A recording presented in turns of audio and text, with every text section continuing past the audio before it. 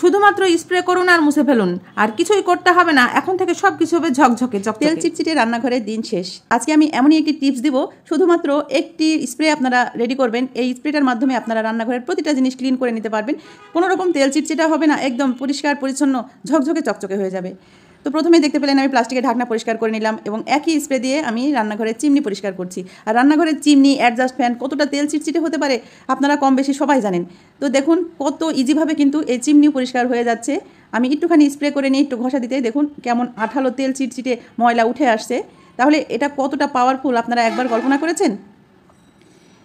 যতই তেল চিটচিটে ময়লা হোক না কেন সেকেন্ডেই উঠে যাবে। এটা স্প্রে করে রেখেও দেওয়া লাগবে না, সঙ্গে সঙ্গে কিন্তু উঠে যাবে। এটা আপনাদের সামনে আমি দেখিয়ে দিচ্ছি। এভাবে আপনারা আপনাদের কিচেনের ক্যাবিনেট পরিষ্কার করে নিতে পারেন। ক্যাবিনেটের যেসব জায়গাগুলো ধরা হয় সেগুলোই কিন্তু তেল চিটচিটে ভাব হয়। তাছাড়া কিচেনে আমরা রান্না করি, কিচেনের প্রতিটা জিনিসই কিন্তু তেল চিটচিটে হয়ে যায়। সব কিছুই কিন্তু ক্লিন করবে একটা মাত্র স্প্রেতে। তো বন্ধুরা, এটা দিয়ে কী কী ক্লিন করা যায় সেটা আপনাদের আগে দেখিয়ে নিই। দেখতে পাচ্ছেন আমি কিন্তু ক্যাবিনেটটাও কিন্তু একটুখানি স্প্রে করে নিয়ে পরিষ্কার করে ফেললাম খুব সহজেই। অনেক মশলার কৌটো থাকে, যার ভিতরে মশলা থাকে আমরা কিন্তু ক্লিন করতে পারি না মশলা শেষ না হওয়া পর্যন্ত। সে সকল কৌটাগুলো একটু স্প্রে করে নেবেন, তারপরে একটু শুকনা কাপড় দিয়ে মুছে নেবেন। দেখুন কতটা পরিষ্কার হয়ে যায় আর কতটা তেল চিটচিটে ময়লা এখানে ছিল। এটা আমার গরম মশলার কৌটো, তো গরম মশলা শেষ হয়ে গেছে, কৌটোটা ধোয়া হয়নি, তো সেটা আপনাদের পরিষ্কার করে দেখালাম। ভিতরে কিন্তু এখনও গরম মশলা লেগে আছে, আর ওপরটা আমি এভাবে মুছে দেখালাম। দেখুন কতটা চকচকে ঝকঝকে হয়ে গেল। এভাবে আপনাদের কিচেনের প্রতিটা জিনিস আপনারা ক্লিন করে নিতে পারবেন। যে সকল জিনিসগুলো দেখা যায় যে এখনও শেষ হয়নি, অবশ্যই কিন্তু পরিষ্কার করার দরকার, কিন্তু আপনারা সেগুলো আবার বের করে পরিষ্কার করে আবার সেগুলো রাখা অনেকটা ঝামেলা মনে হয়। তো আপনারা অন্তত একদিন পর অথবা সপ্তাহে 3 দিন এভাবে যদি একটু স্প্রে করে নিয়ে শুকনো কাপড় দিয়ে মুছে নেন, প্রতিটা জিনিস কিন্তু চকচকে ঝকঝকে হয়ে যাবে, আপনাদের কিচেনের চেহারা চেঞ্জ হয়ে যাবে। দেখুন আমি একটু স্প্রে করে নিয়ে প্রতিটা জিনিস মুছে নিচ্ছি, একেবারে ঝকঝকে চকচকে করছে।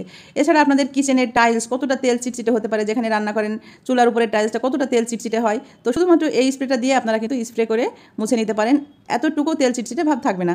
এছাড়া আমাদের দেখা যায় আটার কৌটো, চালের কৌটো, এগুলো কিন্তু আমরা পরিষ্কার করতে পারি না। ভিতরে চাল ডাল আটা যখন থাকে সেগুলো যদি ওটা এভাবে একটু স্প্রে করে মুছে নেন তাহলে কিন্তু পরিষ্কার হয়ে যাবে। এছাড়া আপনাদের গ্যাসের চুলা যদি এটা দিয়ে স্প্রে করে মুছে নিতে পারেন, শুধুমাত্র একটি স্প্রে হাজার সমস্যার সমাধান করে দিবে আপনার কিচেনের। তো বন্ধুরা, আমি এত কথা কেন বলছি, এত কিছু কেন দেখাচ্ছি, আমি যদি এগুলো না দেখাই আপনারা বুঝতেই পারবেন না যে এগুলো দিয়ে কি কি পরিষ্কার করা যায়। তো দেখুন আমি এভাবে কিন্তু গ্যাসের চুলোটাও পরিষ্কার করে নিচ্ছি। তো চলুন দেখা যাক আমি এটা কী দিয়ে তৈরি করেছি। এখানে আমি নিয়ে নিয়েছি 2টো লেবু।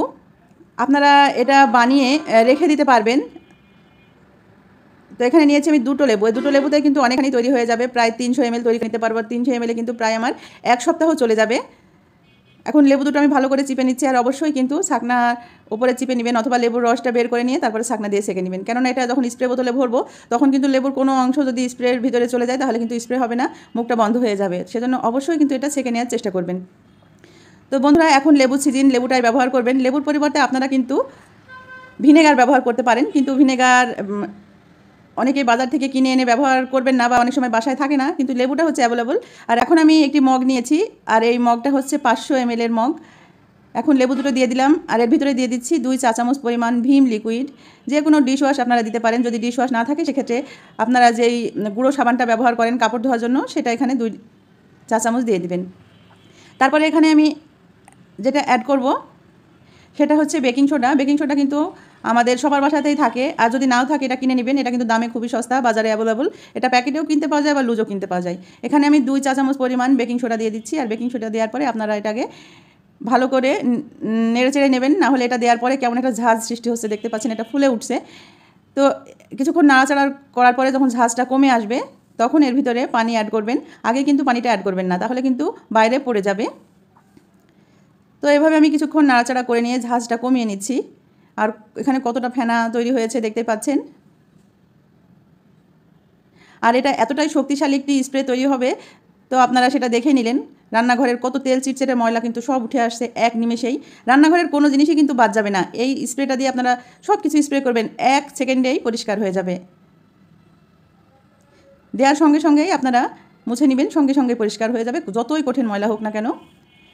তো এটা ঝাঁজ কমে এসেছে। এবার আমি এর ভিতরে দিয়ে দিচ্ছি 300 ml পরিমাণ পানি। 300 থেকে 400 ml পরিমাণ পানি আপনারা এখানে অ্যাড করবেন। তো বন্ধুরা, আমি এখানে পানি অ্যাড করে দিচ্ছি। দেওয়ার পরে এটা আপনারা অবশ্যই একটি স্প্রে বোতলে ভরে নেবেন। আর স্প্রে বোতলে ভরার অর্থই হচ্ছে আপনাদের ব্যবহারের সুবিধার্থে। আপনারা যদি চান এটা এভাবে প্রতিদিন তৈরি করবেন বা সপ্তাহে 2 দিন তৈরি করবেন, করে কাপড়ে করে নিয়ে কোনো কিছু মুছবেন, তাতেও হবে, কিন্তু স্প্রে বোতলে হলে বেশি সুবিধা হয়। আপনারা স্প্রে বোতলে এভাবে তৈরি করে নিতে পারেন। আর এটা স্প্রে বোতলে ভরে নেওয়ার পরে অবশ্যই আপনারা কিছুক্ষণ ওয়েট করবেন, নাহলে কিন্তু এখানে বেকিং সোডার কারণে স্প্রে বোতলটা ফুলে উঠবে। তারপরে মুখটা লাগিয়ে দিবেন।